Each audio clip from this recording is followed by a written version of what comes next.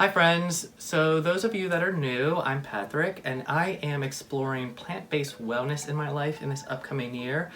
And one of my goals that I shared in an earlier video to kick off the year is that I am trying to plan out and successfully grow to harvest a ton of food for my local food banks.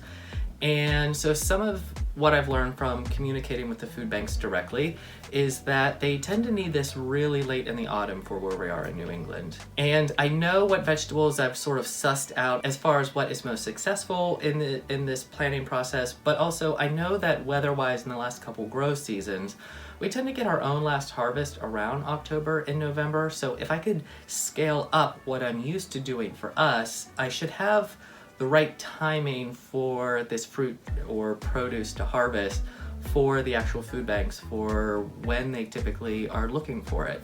So I have never really planned out a big production scale like this before. I'm an amateur in that aspect. I'm really good at small, manageable, what is convenient and efficient for me, but by scaling it up so large, I'm a little worried that it's not going to be as efficient as I'm used to. It's going to be a copious amount of work that I don't want to underestimate, and I want it to be a point of it's just worked into my schedule and not something that dominates my schedule where it's so stressful. And I want to learn in this process in this upcoming year because I do see maybe a smaller version of this or even a larger version depending on space and what I'm picking as far as crops.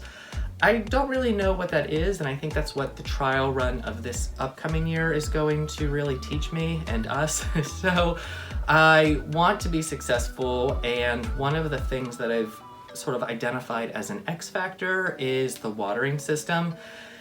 Where we plan to grow, and I'll talk about this a little later, there's not a whole lot of ease of water access. There's a water point right by our vegetable garden and then inside of our barn, but then outside of that is not a whole lot of, dragging a hose 400 feet does not feel good to even think about. So being on the YouTube platform, I can think of no better place to start my visual and explainer education from people who have firsthand experience about how they know the drip tape system or watering system for crops and what they think beginners should know. So I'm going to explore a little bit of that in a montage right here.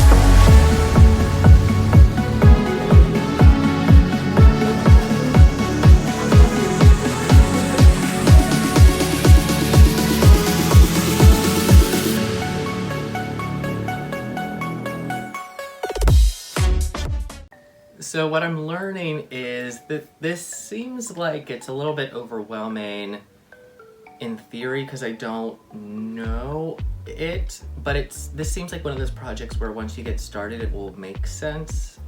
Maybe I think it might be good to give a shot of what I'm talking about.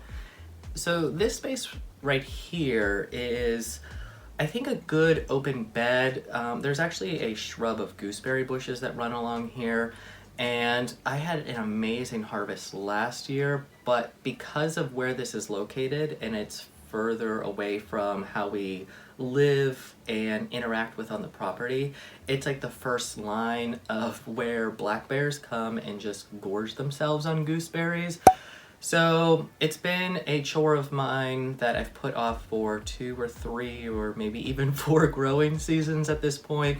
I'm gonna relocate these bushes, and then that will actually open up and create an ease of a pathway, because the other thing is I didn't really plan out where I was planting these, so I find myself walking around them a lot, even where they are. So just by moving them, there will be an ease of access way here, but I think I can run a direct line from the water source from where our vegetable garden is and use that here. Now, and then my backup spaces are really just pockets. So I thought about companion planting potentially in the vineyard space, but there's also these spaces over here where I was sort of going to trial run some annual flowers. I had an amazing go around with zinnias last year, and I have also learned that apparently any and everybody can grow zinnias without a problem, and I'm gonna go overboard in this particular area, I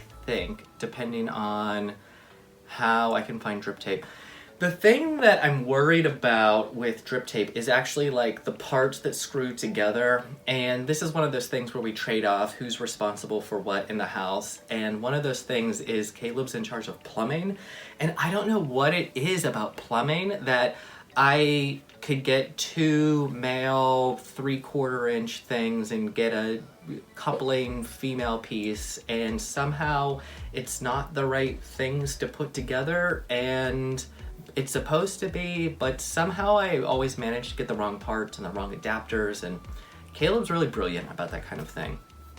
But the garden space is more of my domain in a lot of ways, so I'm a little bit overwhelmed at the concept of how do I not create more work for him, or the feel of responsibility while also taking charge of like my own goal and not adding to the like somebody else's work plate, if that makes sense. And he's super helpful, and he loves helping, he loves sort of making things make sense for me in the scope of plumbing, but this is one of those tiny little things that I have a history of struggling with, and this is the thing that I feel like is holding me back from like actually learning the system. The idea of rolling out tape and then connecting them does not seem difficult.